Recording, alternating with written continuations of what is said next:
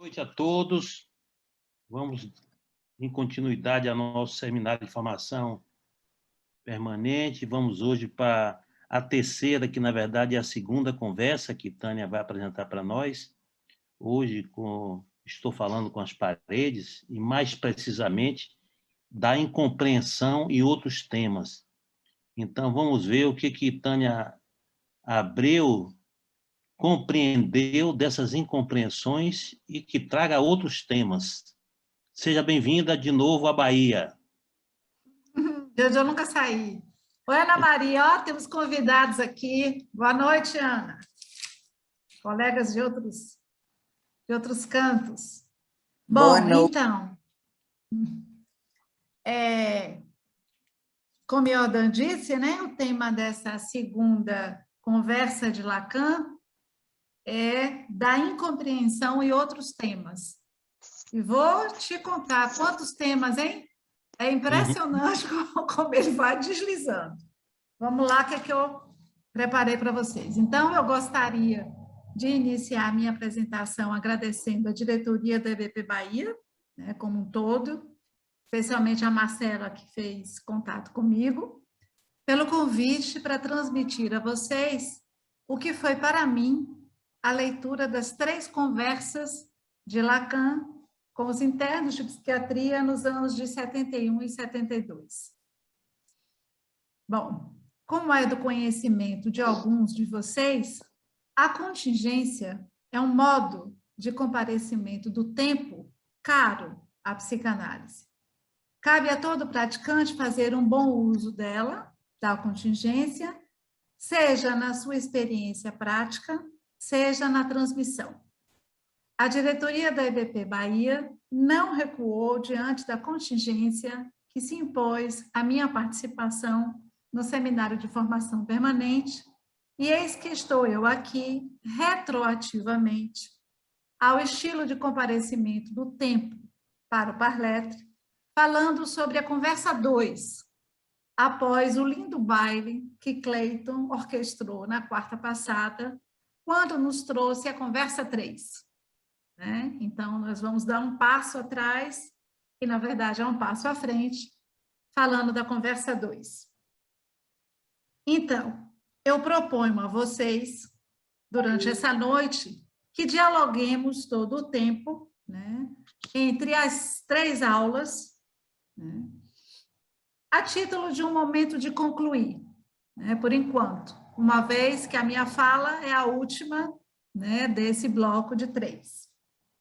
Ao meu ver, Lacan tinha como mira, nessas conversas com os muros, com as paredes, introduzir, na verdade não é introduzir, é solidificar, né, a sua ideia do não há relação sexual, uma vez que e há de l'un, há do um.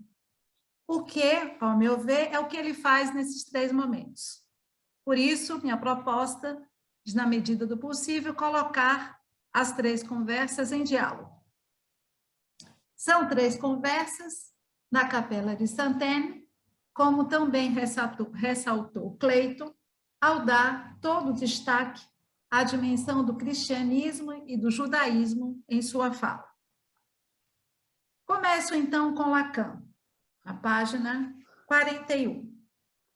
Todos sabem, alguns o ignoram, da minha insistência nas entrevistas preliminares, na análise com aqueles que me pedem orientação. Não há entrada possível na análise sem entrevistas preliminares. Isso não deixa de se aproximar da relação entre estas conversas e o que lhes direi este ano em meu seminário. Ele está se referindo ao seminário 19, como a Analícia tocou na primeira aula. Exceto que não pode absolutamente ser a mesma coisa, dado que, como sou eu que estou falando, sou eu que me acho aqui na posição de analisante. Isso está na página 41. A tradução proposta é analisando. Bom, essa passagem é uma passagem interessante, né, quando ele nos traz o lugar das entrevistas preliminares, né? Que são preliminares, é toda a entrada em análise, né? Então, ele nos diz que o que ele está fazendo ali naquela conversa é da ordem do preliminar ao que ele vai trazer no seminário 19. Bom, essas conversas, volto a repetir, são preliminares ao seminário 19, cuja tese central é reduzir a relação de S1 com S2 como um semblante. A emergência do um sozinho impõe um limite à função paterna, um limite à metáfora, na sua condição de gozo real, que vem no lugar onde se esperava a relação sexual. O A, no seminário 19, o objeto A, é trazido como fixação do real. Então, ao meu ver, essas conversas, né, e é isso que ele está dizendo, assim eu entendi, são preliminares ao seminário 19, que tem como eixo isso que acabei de trazer para vocês. Ele vai desenvolver a ideia do um sozinho, né, que nos põe de imediato a noção de metonímia, né, impondo limite à função paterna. Bom, na conversa 1, trabalhada por Analícia no dia 15, ao conjugar saber, verdade, ignorância e gozo, Lacan anuncia ali do que quer conversar.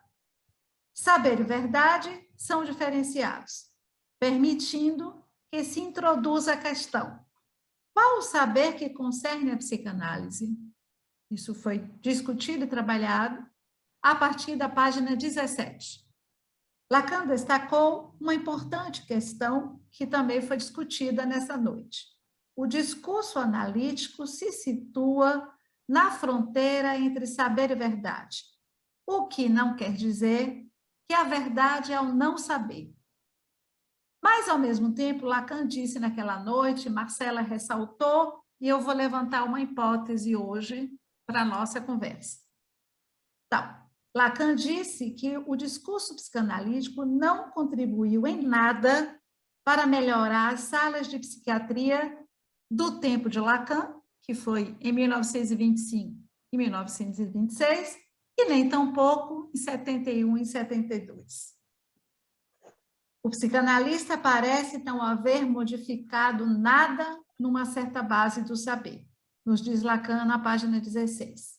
Pergunto eu, podemos encarar aí já uma das consequências de se falar para os muros, para as paredes, tanto antes quanto na década de 70, e ainda hoje, e certamente sempre, não é de bom entendimento que se trata, de compreensão, mas de mal entendidos. Porque há o entre tão trabalhado por Cleito, o entre do a-muro. Assim entendo que, se na conversa 1, Lacan fez o elogio da ignorância apaixonada como meio de alcançar a verdade, na conversa 2, a incompreensão assumiu a cena. Então, o que quis dizer é que o psicanalista parece não haver modificado nada na base do saber, porque há sempre algo que é da ordem de um mal-entendido. O discurso psicanalítico não elimina o mal-entendido. Há sempre, né, um muro que impede essa compreensão.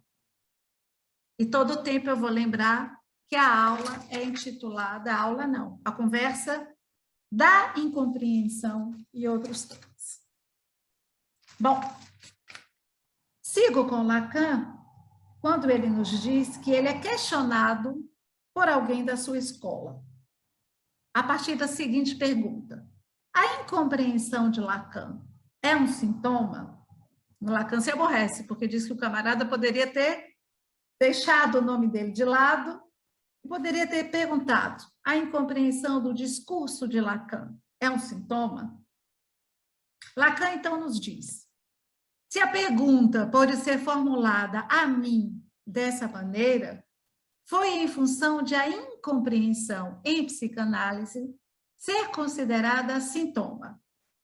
Isso é aceito na psicanálise e geralmente admitido. A coisa chega a ponto de ter passado para a consciência comum.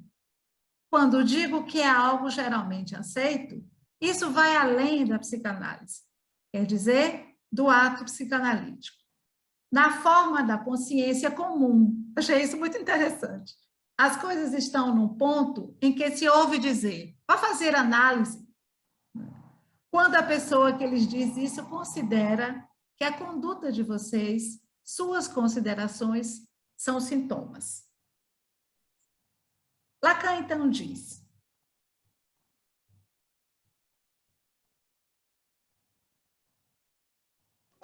na página 43, ele aborda a diferença entre fala e discurso.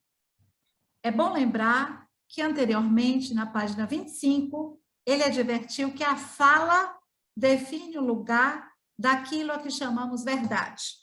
E isso vai ser importante porque ele vai retomar lá na frente, no final da aula, né, quando ele vai dizer que não é de nenhum outro lugar que se alcança a verdade, né, que não seja da fala. Bom, Lacan, então, vai nos dizer que na sua fala não há incompreensão, visto que é uma fala de ensino, que, por sua vez, é diferente do discurso. Ao ensinar, o faz do lugar de analisante, ou seja, do lugar de quem quer saber. Eu chamo a atenção de vocês que, se a gente for acompanhar os textos de Lacan dessa época, sobretudo a nota italiana, né, que é logo depois, ele está insistindo muito nessa posição de analisante, né, ou seja, que transmitimos alguma coisa a partir desse lugar de analisante, do lugar de quem quer saber. Portanto, do lugar de quem não compreende alguma coisa. É isso que ele vai gastar toda a conversa para nos trazer. Bom,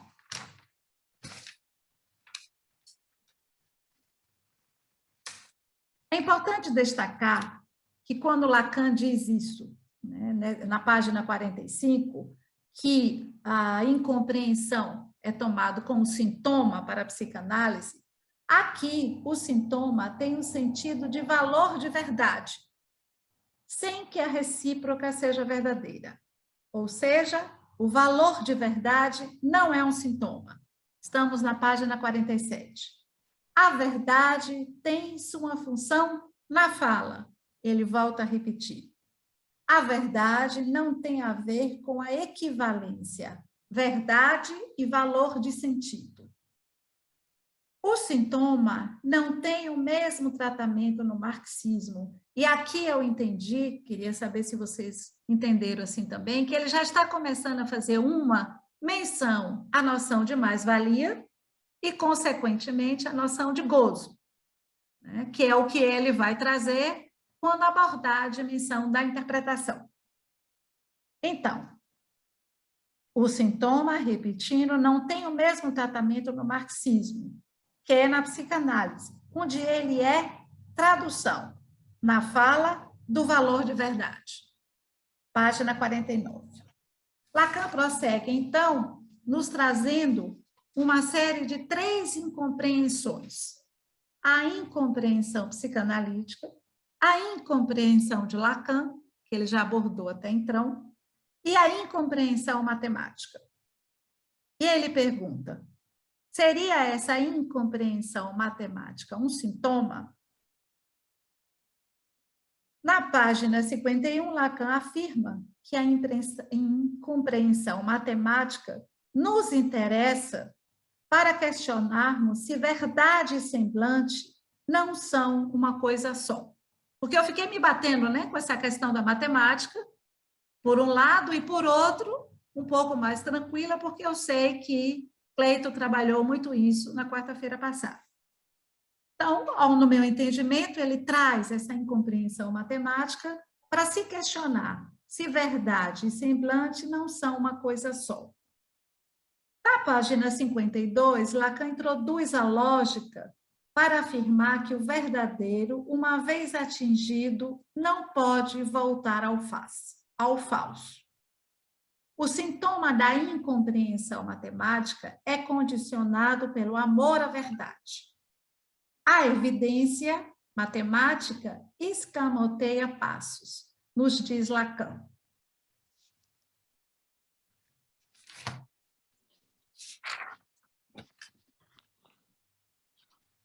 O que me interessou, né, nessa passagem que ele traz da incompreensão matemática? Quando ele dá um destaque à dimensão dos matemas, na página 54. Porque ele nos diz que os matemas tratam do real, que não estão desligados da exigência da verdade. Na página 56, Lacan retoma, através da noção de campo elétrico, a dimensão do campo, de função em campo da fala e da linguagem, que ele já tinha trabalhado na primeira conversa, para nos relembrar que o campo da fala e da linguagem é constituído de a língua, campo da incompreensão. E aí eu pude pensar, essa é a incompreensão que nos interessa, a incompreensão de Lalande, a incompreensão, né, que fundamentada no gozo, fundamentada na castração. A verdade em questão, cito Lacan, na psicanálise, é aquela que, por meio da linguagem, quer dizer, pela função da fala, aproxima-se de um real. Trata-se da indução de algo que é real, apesar de abordado como significantes. Ele aí vai introduzir as dimensões dos homens e das mulheres. E a gente sabe que o seminário 19, né, que vem logo depois, Lacan trabalha que homens e mulheres não são nada mais que significantes. Na página 58, ele nos diz: não há relação sexual porque a fala funciona no nível cuja preeminência o discurso psicanalítico descobriu, especificando o ser falante em tudo o que é da ordem do sexo, ou seja, do semblante. É da fala que provém o gozo sexual, que não é relação sexual. Página 58. Tudo depende desse ponto pivô, do gozo sexual, que só se articula porque há castração, cuja dimensão é a língua, o que retiramos da experiência analítica. Então, a meu ver, as três conversas, elas vão girando, né, em torno desses conceitos: castração, furo, né, uma outra forma, a língua, né, gozo, enfim. A partir daí,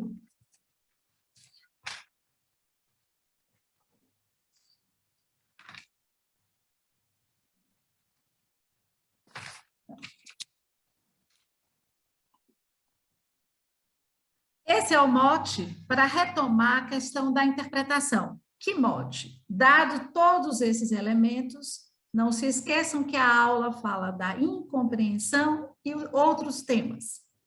Então, esse é o mote para retomar a questão da interpretação nos moldes do que fez na primeira conversa, como podemos conferir abaixo. Que bom que a Analice entrou.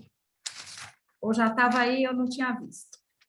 Não há interpretação que não se refira à ligação entre aquilo que se manifesta de fala, no que vocês escutam, e o gozo. Isso está na conversa 1, na página 26. Vejam o que ele vai dizer na página 60. Não há uma só interpretação analítica que não seja feita para dar uma proposição encontrada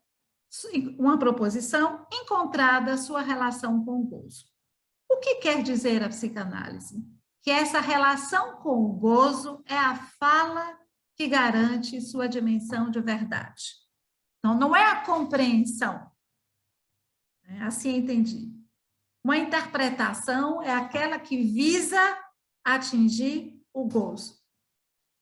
A gramática e a repetição são uma vertente totalmente diversa da que destaquei há pouco, a da invenção. Sem dúvida, a da invenção que, sem dúvida, não é pouca coisa, nem tampouco a persuasão. Essa passagem me chamou a atenção porque me permite atualizar o discurso de Lacan com o tema do Enapol, a partir do argumento de Alejandro Reynoso, quando ele nos lembra que, com a psicanálise, cito Alejandro, o amor em sua vertente de repetição produziu no século XX uma nova enfermidade na civilização, a neurose de transferência, não sem este traço genuíno do amor ao analista, como indica Freud. Um novo amado, diferente da figura do médico-terapeuta. Esse amor-repetição traz consigo um não querer saber do gozo. É a paixão da ignorância. Não esqueçam que na primeira conversa ele trabalhou a dimensão da ignorância. É a paixão da ignorância entrelaçada à paixão amorosa. Freud a chamou amor à comodidade, ligada ao desejo de continuar dormindo. Em seu seminário sobre o novo, ele se refere aqui ao seminário 5, Villers sustenta que na psicanálise tentamos enganar o retorno do mesmo. Neste 10º Enapol, iremos nos aprofundar sobre o novo no amor. No início de uma análise, está o amor de transferência com a crença no inconsciente, ou seja, momento das entrevistas preliminares. Ao final, surge o novo sob a forma do bem-dizer e da invenção, onde o passe é um neologismo, uma nova forma de dizer como se estabeleceu uma nova relação com a repetição. Um Witz sancionado, não sem o outro do corpo, e dirigido à escola para transmitir um dizer algo do indizível e incurável no Santon. Dizer e amor se entrelaçam no ultimíssimo ensino, sendo inclusive o amor uma condição para a existência do saber. Então, ao meu ver, nesse argumento, Alejandro conseguiu, conjugar vários desses temas que Lacan está nos trazendo nessas duas aulas. A mim me interessou, sobretudo porque a convocação que o Enapol está fazendo aos AES é justamente de poder dizer, né, o que o amor permitiu estabelecer a nível de uma nova relação com a repetição. E nessa aula 2, né, Lacan, nessa conversa 2, Lacan traz também a gramática e a repetição, né, para engendrar o novo. Bom, para concluir, eu gostaria de relembrar a vocês que Lacan nos disse que estou procurando a passagem que ele fala da experiência analítica.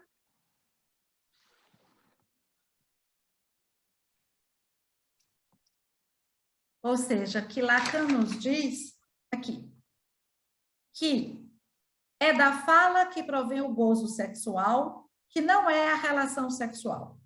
Na página 58.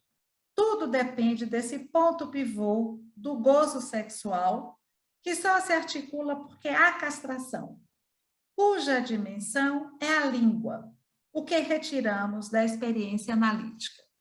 Se é da experiência analítica que retiramos, eu me propus, então, a trazer para vocês uma vinheta clínica, né, retirada do boletim A1, número 4, é da nossa colega do Rio, Paula Borsoi. Me pareceu que é uma vinheta que permite conjugar tudo que está, ou quase tudo, porque é baseado no quase, né, no não todo, que ele conversa, né, com os seus os internos de psiquiatria. Antes de passar para a vinheta clínica, eu queria ressaltar para vocês que as últimas páginas, né, desta conversa, Lacan dedica, né, após ele falar sobre a incompreensão matemática, ele vai dedicar as últimas páginas a falar justamente dos 4 discursos. E como eu fui no site e vi que outros colegas haviam se dedicado ao discurso da histérica, ao discurso analítico, e o universitário ele não valoriza muito não, né? Ele diz que a gente não se ocupar muito não.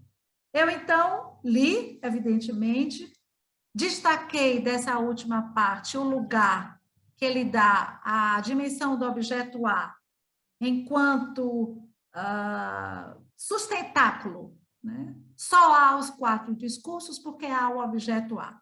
Só há o ser falante porque há o objeto A. Eu achei interessante essa definição que encontrei do seminário 19 do objeto A como fixação do real. Bom, então parto agora para a vinheta clínica que me parece que esclarece, ou enfim. Caso clínico. Vinheta clínica, na verdade. Um muro. Foi assim, dessa maneira, que a analisante descortinou o engodo de sua posição fálica frente ao marido. Após uma sequência interminável de brigas, de uma disputa sem tréguas, frente a uma radical diferença entre ela e ele, ergueu-se o impossível do diálogo. E aqui a gente vê o A-muro, o entre. Ficou paralisada, trêmula, com a cabeça oca. No momento seguinte, teve vontade de sair correndo. Tem com ele uma relação de muita rivalidade. Quer ser como ele e almeja dividir tudo igualmente. Sua posição poderosa é obstinada e gira em torno dessa busca de igualdade.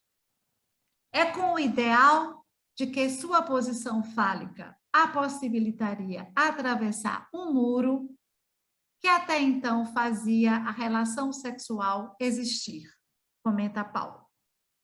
Esse falo-muro encobre o que não existe, e a vontade de sair correndo é o que há. Ela está entre esses 2 significantes, sozinha em seu gozo.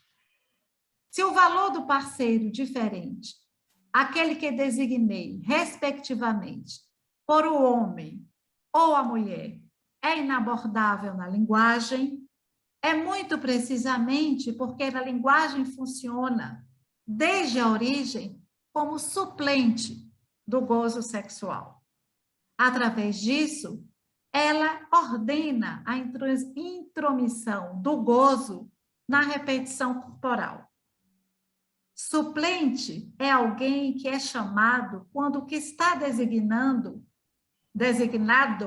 falta, e ao mesmo tempo pode estar lá ou não. A linguagem é usada quando algo falha, rateia, mas ao mesmo tempo é um recurso, pois também ordena algo. O corpo é onde se goza, e a linguagem é quem vai causar essa marca do significante no corpo, condenando-nos a uma experiência que vai se repetir incessantemente, enquanto estivermos vivos. Essa repetição também comporta a dimensão de um real indizível, inominável, tal como a gente viu Lacan articular nessas 3 conversas. O muro, essa barreira impossível de se transpor, ressoou pela primeira vez como o nome do impossível. Lembrem o nome das nossas jornadas. Desmontando de modo radical a fantasia de que ela poderia derrubar o muro inteiro, sem inventar uma passagem. ela supõe que este muro pode não existir para as coisas funcionarem. O significante não é um significante entre outros. E supera aquilo pelo qual é apenas no entre dois desses significantes que o sujeito é suponível em minhas palavras. Paula cita Lacan aqui. E Lacan continua. Mas é aí que reconheço que esse é apenas o saber superior ao sujeito, ou seja, o inconsciente, na medida em que se manifesta como existente. O saber, digo eu, de um real do sozinho, inteiramente só, onde se diria estar a relação. Este tem sido um modo sintomático de analisante escapar, defender-se ao preço de uma intensa angústia frente ao que não há e também ao que há. Ela fala do que não existe, mantendo seu gozo opaco e operando sem que ela saiba nada disso. A análise pode fazer um furo no real, sustentando que, frente à falta de acordo e da desarmonia entre os sexos, o muro tem sua função. Então, me pareceu que essa vinheta clínica, né, de Paula e as articulações teóricas que ela traz estão absolutamente condizentes com o que Lacan nos trouxe nessas conversas. Para concluir, eu trago, então, a ideia que, para mim, foi a ênfase, né, dessas 3 conversas de Lacan com os muros, que é a oposição entre compreensão e o real do gozo. Onde há um, não há o outro. Bom, então isso foi o que eu preparei para a gente começar a conversar.